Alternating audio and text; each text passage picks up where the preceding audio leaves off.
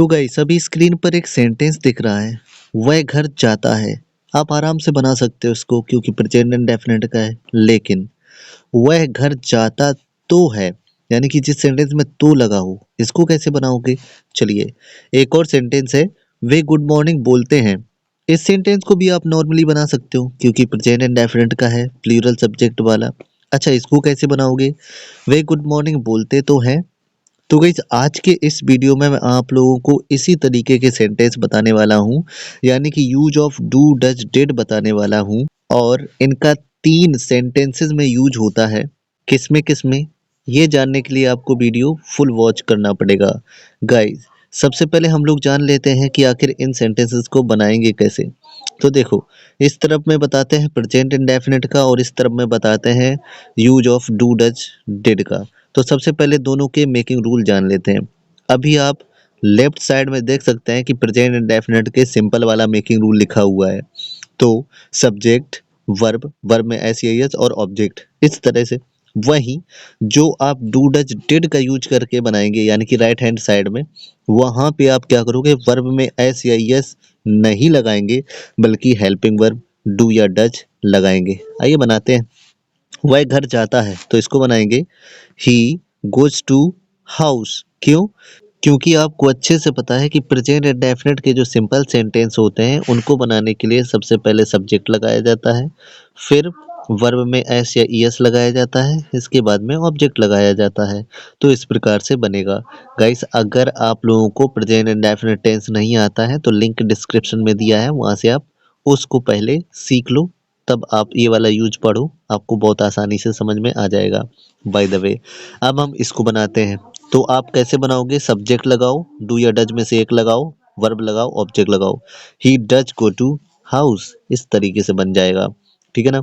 ही के साथ में आपको पता है कि डज लगाते हैं। ओके, चलिए नेक्स्ट सेंटेंस बनाएंगे। वे गुड मॉर्निंग बोलते हैं। अब ये सेंटेंस है, प्लूरल सब्जेक्ट वाला है। तो जब प्लूरल सब्जेक्ट वाला होता है तो सिर्फ सब्जेक्ट लगाते हैं, फिर वर्ब और फिर object. Subject, verb, object. Plural subject वाले सेंटेंस में एस या एस नहीं लगाते हैं। तो वे गुड मॉर्निंग बोलते हैं, ये सेंटेंस हमारा बन गया they speak good morning. Okay, अब जब ये वाला बनाएंगे तो देखो यहाँ पे भी वही लिखा हुआ है दे स्पीक गुड मॉर्निंग, लेकिन इसमें डू लगा हुआ है। और जब भी डू लग जाएगा तो इसका मतलब हो जाएगा वे गुड मॉर्निंग बोलते तो हैं। उम्मीद है आपको समझ में आ गया होगा। अब देख लेते हैं इसी का सेकेंड पार्ट। अभी थर्ड पार्ट बाकी है, उसको भी देख के जाइएगा। तो सेकेंड स्टेप होगा पास्ट इंडेफिनिट का। और पास्ट इंडेफिनिट को बनाएंगे लेफ्ट तरफ में और राइट तरफ में बनाएंगे डू डज डिड को। तो यहाँ पे मेकिंग रूल भी आप देख लो। देखो मेकिंग रूल्स में क्या डिफरेंट है आप लोग समझ लो। जो पास्ट इंडेफिनिट के सिंपल सेंटेंस होते हैं उनमें वर्ब का सेकेंड फॉर्म का यूज किया जाता है, डिड का यूज नहीं किया जाता है। लेकिन जब इन वालों को बनाएंगे तो ठीक अपोजिट कर दो। क्या कर दोगे? वर्ब का सेकेंड फॉर्म का यूज नहीं किया जाता है और डिड का यूज किया जाता है। चलिए इन सेंटेंसेस को बनाते हैं। वह कपड़े धोता था, तो इसको जब बनाएंगे तो ही वॉश्ड क्लॉथ्स। क्यों? क्योंकि सब्जेक्ट, वर्ब का सेकेंड फॉर्म और ऑब्जेक्ट हो गया। अब जब इस वाले को बनाएंगे तो इसको बनाएंगे ही डिड वॉश क्लॉथ्स। इसमें देखो क्या किया गया है, सिंपली सेंटेंस को बना दिया गया है, सब्जेक्ट डिड वॉश क्लॉथ्स। अगला एग्जांपल देखते हैं। वह तुम्हें बुलाते थे, ये सेंटेंस है। और वहीं पीछे वाला है वे तुम्हें बुलाते तो थे। अब इसको जब बनाएंगे वे तुम्हें बुलाते थे, तो ये पास्ट इंडेफिनिट का है, नॉर्मली बना लो। They called you, subject, verb का सेकेंड फॉर्म, ऑब्जेक्ट। वहीं जब ये वाला बनाएंगे तो दे डिड कॉल यू। अगर गाइस आप लोगों को पास्ट इंडेफिनिट टेंस नहीं आता है तो लिंक डिस्क्रिप्शन में दिया हुआ है, आप उसको देख करके बना सकते हैं। बहुत आसानी से आप लोगों को ये वाले समझ में आ जाएंगे। चलिए अभी हम लोग थर्ड स्टेप जान लेते हैं और आखिरी स्टेप जान लेते हैं।